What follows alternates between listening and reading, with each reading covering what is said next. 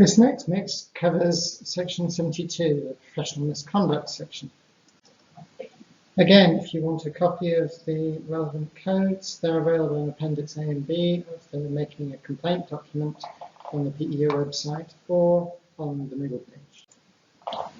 Unlike the 8 clauses in section 77, there are only 2 subsections of section 72.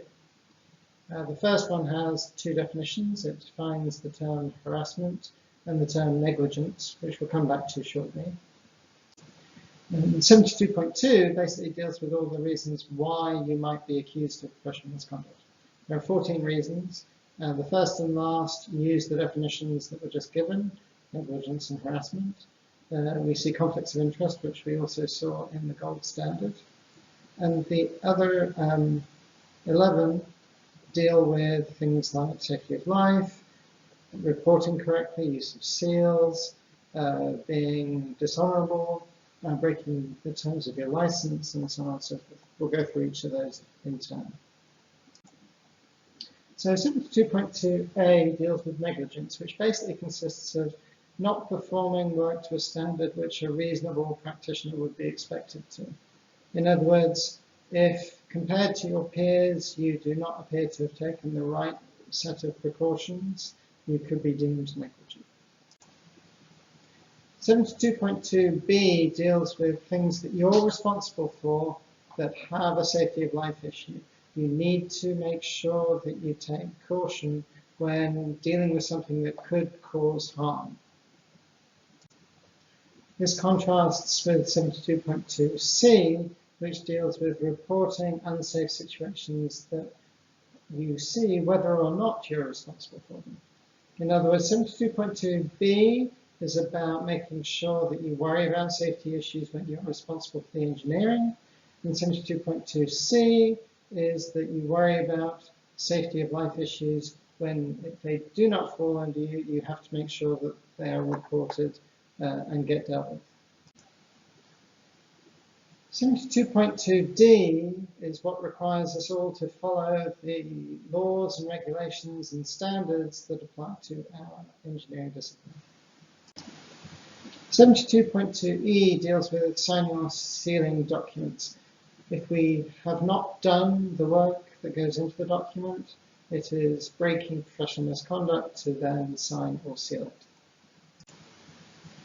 72.2f is an interesting one. If we have come up with an engineering design in our best engineering judgment, and our management overrules us, we have a responsibility, and we must follow through on this responsibility to avoid professional misconduct charge, to ensure that the consequences of deviating from our engineering baseline are made clear.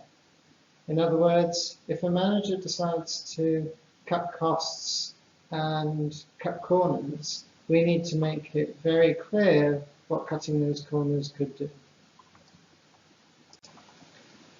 72.2g is the catch-all. If we break any element of the Professional Engineers Act other than purely the Code of Ethics, that can be deemed professional misconduct. 72.2h deals with undertaking work that we're not competent to do. So any license requires us to be competent to do the work that we choose to undertake. 72.2i deals with conflicts of interest.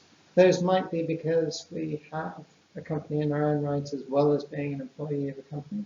It might be because we own shares or have some other interest or personal connection to another engineering company, and their success may influence our judgment beyond the success that we're trying to achieve for our own employer. And so there are 5 subclauses. The first deals with getting compensation from more than one party. The second deals with when we submit tenders or act as contractors, we have to make it very clear if we have any conflicts of interest. The third relates to providing materials or equipment. If we have shares in a company that would supply our company with material, we cannot be involved in that tendering process, and we have to declare that interest. If we are working in our own right, we clearly have to make that known to our employer and our employer's customers. And if we make any statements in public that may be seen to be inspired or paid for our other interests, then we have to make it clear.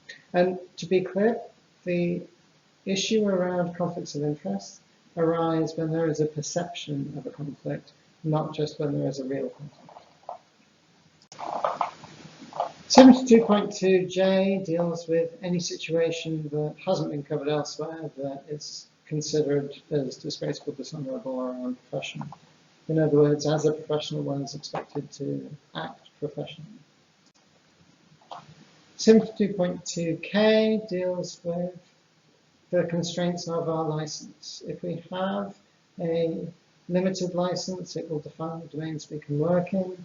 We have to follow the license limitations with regard to province, and there are other limitations that can be imposed on licenses.